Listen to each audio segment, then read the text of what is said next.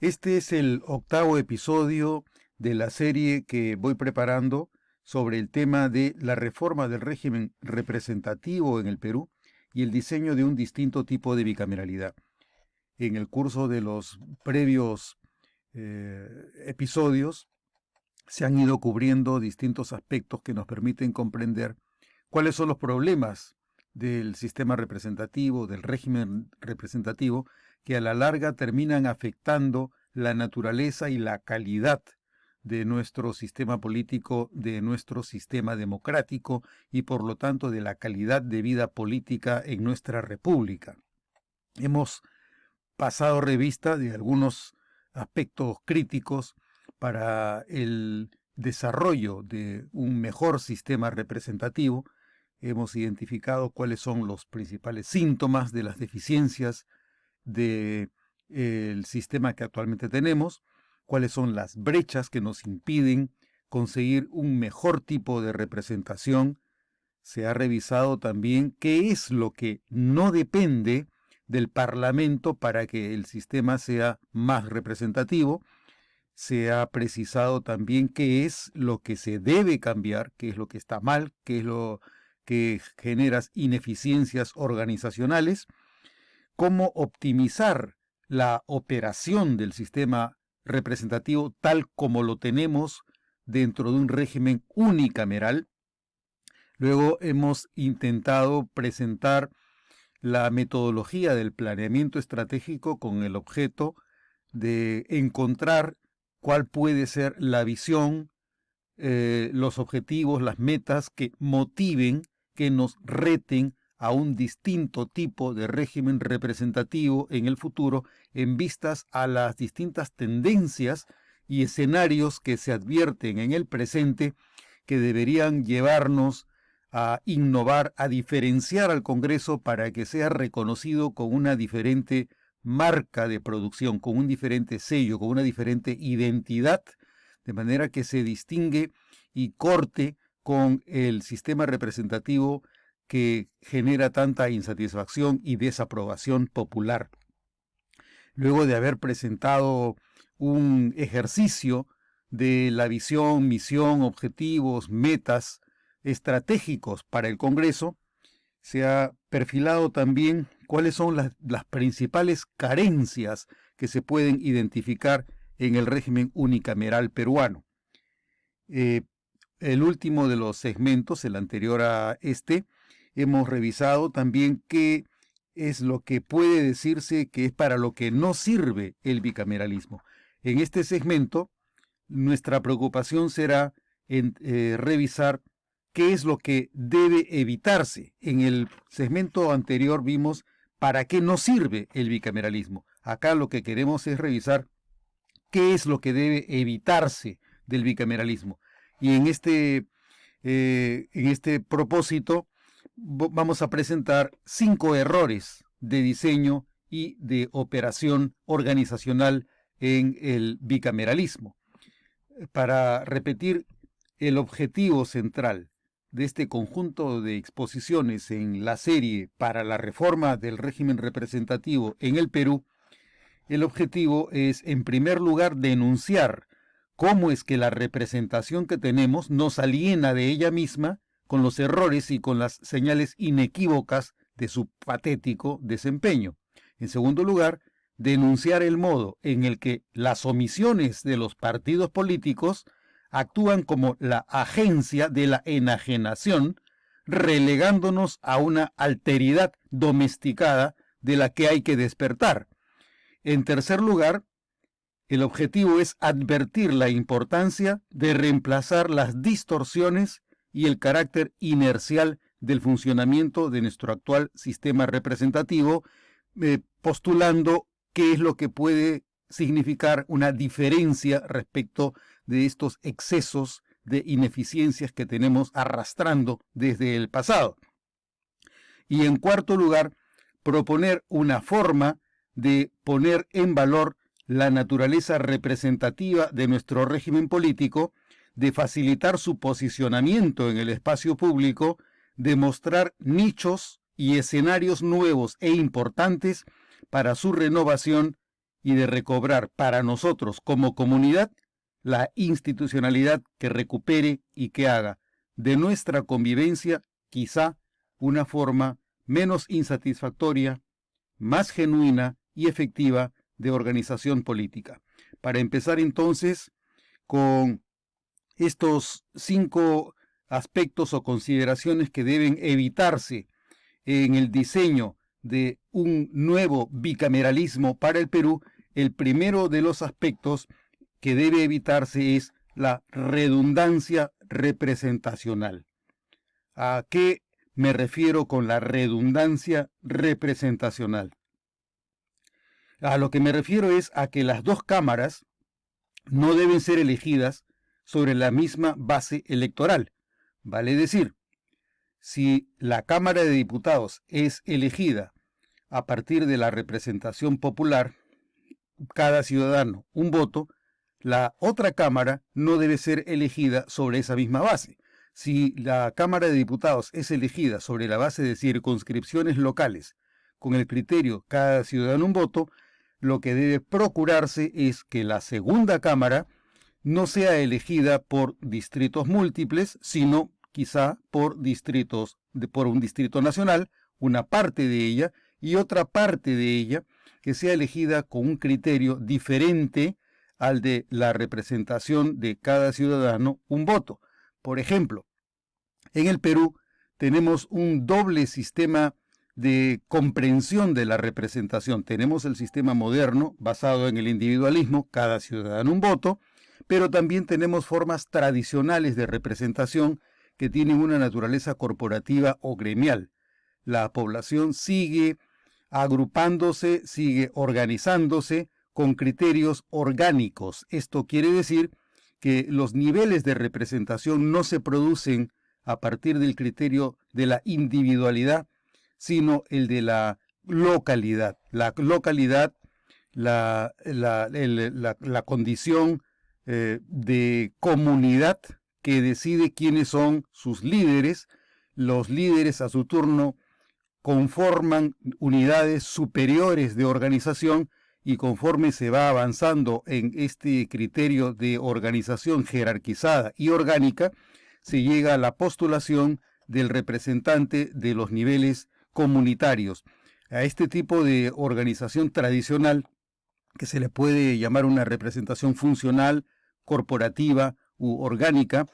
ha sido postulada desde comienzos del siglo XX por autores como José de la Riva Agüero o como Víctor Andrés Belaúnde. Incluso ha sido parte de las formulaciones que se realizó del Consejo Económico y Social que se postuló en el período constituyente del 31 al 33. Este tipo de conformación de la segunda Cámara en parte junto con el criterio del Distrito Nacional puede significar el evitar la redundancia representacional, porque de lo que se trata es de sumar modos de representación, de forma que la diversidad de comprensiones y de racionalidades representativas tenga presencia en el Estado. La cuestión no es solamente cerrarnos en el modelo de la representación individual, donde el criterio central es el de la representación de cada individuo concebido como ciudadano, porque nuestra sociedad no es solamente la sociedad occidental o moderna, sino que tenemos un importante componente de ciudadanía que no está organizada con el criterio moderno, sino que se mantiene sus niveles de organización comunitario. Esto quiere decir, por ejemplo, que en el Senado pudiera haber del 100% de senadores, no un 40%, un 30%, un 60%, dependiendo de lo que se juzgue más apropiado, donde la representación no sea por distrito nacional, sino por el criterio de la representación de corporaciones, de comunidades amazónicas, de comunidades nativas o indígenas, de manera tal que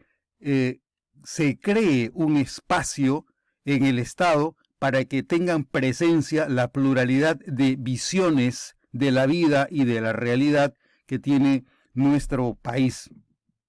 Este criterio entonces permite evitar la redundancia representacional. Lo que hay que evitar es que en las dos cámaras exista el mismo criterio de representación, con lo cual estamos perdiendo un segmento importante de la sociedad que se mantiene en niveles de exclusión política. El segundo aspecto que debe evitarse en el bicameralismo es la reiterancia funcional. ¿A qué me refiero con la reiterancia funcional? Lo que debemos evitar es que las dos cámaras realicen las mismas funciones, validando lo que la otra hace. Una situación de esta naturaleza nos lleva a altos niveles de esterilidad y a un sistema que en general puede concebirse como ocioso, porque la cámara revisora termina duplicando y superponiendo simétricamente todas las funciones que realiza la otra. Si las dos cámaras hacen exactamente lo mismo, ambas están reiterando el mismo trabajo dos veces. El propósito es la especialización de cada una de las dos cámaras, atendiendo cada una de las dos tareas que, si bien son distintas, diferentes, heterónomas, diversas, lo que hace la una complementa lo que hace la otra. Lo que una hace permite que la otra le agregue mayor valor. Perder de vista la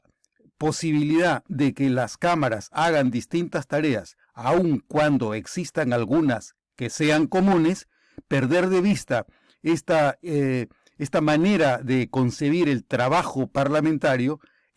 genera dificultades y genera pérdidas que debieran poder evitarse si diseñamos un tipo de régimen representativo bicameral en el que encontramos espacios que no están cubiertos adecuada ni eficientemente dentro de nuestro régimen unicameral, que son esenciales y son críticos para que el Estado funcione mejor. Uno de esos espacios, por ejemplo, puede ser que el Senado se encargue de revisar el impacto de la ley, que el Senado se encargue de examinar cuánto de lo que la ley aprobada por la Cámara de Diputados se cumple o no se cumple, cuánto de lo que la legislación producida por organismos de nivel subnacional, como son las regiones, como son las alcaldías provinciales o distritales, se apartan de principios o de reglas ajenos a sus propias competencias e invaden espacios del legislador nacional. De manera que adicionalmente el Senado se pueda ocupar también de revisar en qué medida la jurisprudencia que emiten tanto el Tribunal Constitucional como los órganos judiciales, cuánto es lo que estos órganos, cuando interpretan o cuando aplican la ley, lo hacen en un sentido distinto al que quiso el legislador que tuviera la norma que se aplicó. Cuando el sistema representativo carece de esta información, se priva de elementos de juicio importantes para conocer cuál es la naturaleza de su producto. El carácter hegemónico que debe tener el Congreso como legislador nacional se minimiza, se disminuye, se amengua, se minusculiza. Por esta razón, tener la función de la revisión de la legislación con un sistema de seguimiento y de monitoreo, de vigilancia de la aplicación de la ley y de la producción de la ley que realizan otras instancias legislativas en el Estado, así como de monitoreo de la jurisprudencia con la cual se afectan los contenidos normativos, el contar con esta información permite que la Cámara de Diputados realice los ajustes necesarios para que se ponga en valor la ley, para que se revalore la ley de acuerdo a la información que le proporciona y de la que dispone la otra cámara. Esta manera de concebir la distribución del trabajo legislativo entre las dos cámaras evita la reiterancia funcional, sin perjuicio de que existan espacios en los que las dos cámaras puedan compartir una labor legislativa. Por ejemplo, si una de las cámaras vota una ley con más de la mayoría absoluta, o más de 2/3, o más de 3/5 de los votos, ya no sería necesaria la revisión por la otra cámara. Por lo tanto, si existen leyes que son aprobadas con menos de 3/5, 2/3 o la mayoría absoluta, dependiendo de lo que se decida, y alguien solicita, algún congresista, algún diputado solicita que la ley vaya en insistencia o en revisión a la Cámara de Senadores, ese proceso permitiría encontrar una segunda conformidad respecto de la ley aprobada en la primera Cámara. Estos son dos tipos, por ejemplo, de maneras de distribuir el trabajo. De igual manera, cabría pensar también en la posibilidad de que la segunda Cámara, el Senado, se encargue de la revisión de los niveles de ejecución del presupuesto, que actualmente existe como función, pero la Cámara de Diputados no tiene la capacidad suficiente para hacer ese seguimiento y por lo tanto carece de información adecuada para revisar en qué medida las distintas entidades del Estado están cumpliendo con la gestión que les es exigible para el cumplimiento de las asignaciones presupuestales de las que son responsables. Una tercera manera de evitar errores funcionales, orgánicos y en la gestión del sistema representativo es evitar la ausencia de especialización orgánica. Este tipo de referencia no va tanto a la cuestión de si las dos cámaras comparten la misma función o si tienen independencia funcional. A lo que se refiere este criterio de la ausencia de especialización orgánica es a que los miembros de una y de otra cámara cumplan funciones diferenciadas, en razón de lo cual esta diferente especialización funcional exige en cada una de las dos cámaras diferentes perfiles de puestos. Si las funciones de una cámara son distintas a las funciones de la otra, obviamente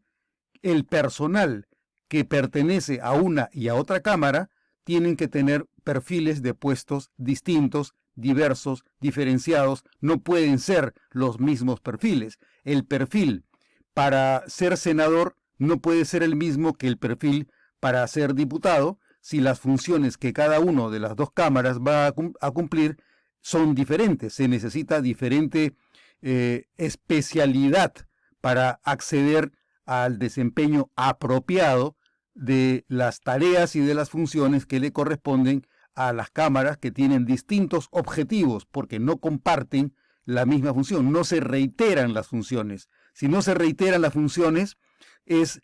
totalmente necesario que los puestos tengan perfiles diferenciados y que quienes los ocupen tengan también capacidades, destrezas, habilidades, aptitudes y actitudes diferentes para desempeñarse correctamente. Eso es a lo que se refiere la ausencia de especialización orgánica, que no exista un perfil de puestos y competencias de cada cámara que asegure una visión y mirada distinta a la demanda de intervención organizacional que le corresponde a cada una de las dos cámaras. Por lo tanto, si prevemos que son necesarios elementos de distinción de los puestos para cada una de las dos cámaras, también se requerirá que los partidos políticos, cuando postulen a sus candidatos para el Senado o para la Cámara de Diputados, nos propongan un conjunto de postulantes o de candidatos que reúnan, que acrediten y que certifiquen que están capacitados para desempeñar las funciones y para realizar las tareas con responsabilidad de acuerdo a la diferente naturaleza y misión que tiene cada una de las dos cámaras. Esta es una responsabilidad que les corresponde a los partidos políticos. Entender que las funciones son diversas supone que cada uno de los partidos políticos debe seleccionar a su personal, a sus cuadros, a sus militantes y a sus equipos políticos, de manera que cuando accedan a un puesto, cada uno de los miembros del partido tenga las competencias mínimas indispensables, primero para comprender las diferentes funciones que se tienen que cumplir y segundo, para ejecutar esas funciones con excelencia, por lo menos reuniendo las condiciones mínimas, básicas, elementales, de manera que la misión de cada una de las dos cámaras quede satisfecha con el personal que los partidos proponen en el proceso electoral para que el elector elija entre ellos a quienes mejor le parezca, pero dentro de mínimos o estándares que son acreditados por los partidos políticos con los cuadros que nos presenta. El cuarto de los criterios que deben evitarse para la definición de un distinto y nuevo tipo de bicameralismo es el debilitamiento de la agencia de intermediación. Debe evitarse el debilitamiento de la agencia de intermediación. ¿Qué quiere decir? Que la instancia partidaria, los partidos políticos, no puedan asumir responsabilidad para garantizar que los perfiles de puestos y competencias son suficientemente asegurados con los candidatos que postulan al pueblo en el proceso electoral. Como veíamos en el criterio anterior, lo que debe procurarse, lo que debe evitarse es que los partidos no asuman esa responsabilidad. Por el contrario, el sistema supone que los partidos asumen esa responsabilidad, se comprometen a presentar el menú de candidatos, de cuadros, de equipos al elector que permitan evitar la acumulación de ineficiencias como consecuencia de que los partidos no nos proponen a la gente idónea. No hay manera de que el Congreso desempeñe mejor sus funciones si los partidos no nos proponen gente más capaz. Esa es una misión y es una responsabilidad que tienen los partidos políticos. Eso no se le puede pedir al Congreso. Es demasiado tarde cuando el elector ya eligió a los 130 congresistas que integran el Congreso unicameral y no es posible revertir esa situación con capacitaciones de último momento o improvisadas que no van a tener los resultados necesarios. El proceso de capacitación para ocupar un puesto representativo toma tiempo y ese proceso es responsabilidad directa de los partidos políticos. Si no comprenden su misión los partidos políticos, la responsabilidad del mal funcionamiento estatal, la responsabilidad por el patético desempeño del Congreso y del sistema representativo es una responsabilidad que recae de manera directa e inmediata y aplastante solo sobre los partidos políticos que no comprenden que su tarea es la de filtrar dentro de sus militantes cuáles son los más competentes, no los que mayor cantidad de dinero aportan a las campañas mediante la financiación de dinero para poder llegar a la publicidad que les permita hacerse conocer y persuadir mejor a la población. Entonces, el bicameralismo que se propone debe evitar el debilitamiento de la agencia de determinación. Al contrario, debe promoverse, debe incentivarse, debe facilitarse que los partidos políticos cuenten con esos espacios y oportunidades para cambiar la lógica con la cual siguen funcionando, de manera tal que, para ganar a una elección, no pueden pasar por alto el requisito de la financiación de las campañas para poder persuadir a la población de que sus opciones son mejores que las de sus competidores. Entonces, de lo que se trata es de facilitarle la tarea a los partidos políticos para que no tengan que preocuparse tanto del financiamiento y que más bien, si se les provee fondos para que puedan funcionar y cumplir la función pública que les corresponde, si es que esta es su tarea, la responsabilidad consistiría en que, teniendo los medios para acceder a puestos representativos mediante la competencia electoral, su énfasis se produzca en la capacitación de sus cuadros de manera que puedan asegurarse, acreditarle al pueblo, certificarle al pueblo de que los cuadros que nos presentan reúnen las condiciones mínimas que ellos les han procurado a través del proceso de capacitación y de entrenamiento en capacidades, en destrezas, en actitudes, en aptitudes para poder desempeñar correctamente el rol con probidad y con eficiencia.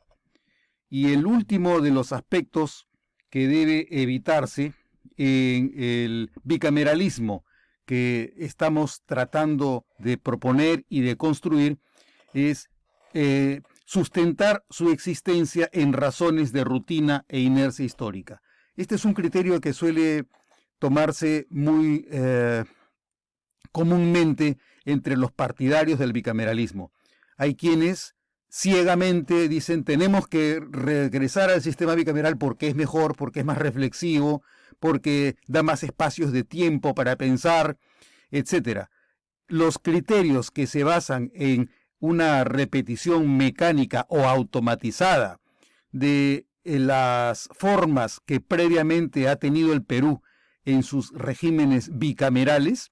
no ayuda a la comprensión de un distinto tipo de bicameralismo que supere las ineficiencias que actualmente detectamos en el unicameralismo. De lo que se trata es de mejorar el sistema representativo, no de regresar por regresar a un sistema que siempre ha sido el que ha predominado en el Perú. El recurrir a los excesos históricos del pasado no nos soluciona los problemas del presente. El exceso de pasado es una rémora, una carga, es un lastre que debemos descartar. Más bien, de lo que se trataría sería de ver el futuro, ver en qué se puede diferenciar una diferente manera de entender el trabajo representativo para que el bicameralismo suponga una alternativa más provechosa, ventajosa, beneficiosa para el Perú, antes que la sola reproducción de modos de bicameralismo que no ayudan, que no renuevan, que no innovan y que no nos garantizan nada nuevo ni diferente, porque el Congreso va a seguir haciendo lo mismo sobre lo mismo y no se van a producir productos nuevos que permitan la integración de mayores oportunidades para darle distinto valor a los productos que realiza el Congreso. Con este quinto punto se da por concluido entonces este aspecto adicional en este segmento que se ha dedicado a qué debe evitarse en el bicameralismo. Son apuntes que es necesario tener presentes para ir pensando en la manera de optimizar nuestro régimen representativo y de esta manera conseguir una reforma del régimen que se base en un distinto tipo de diseño del bicameralismo. En los siguientes segmentos iremos avanzando en criterios relativos a la necesidad estratégica del bicameralismo. Muchas gracias.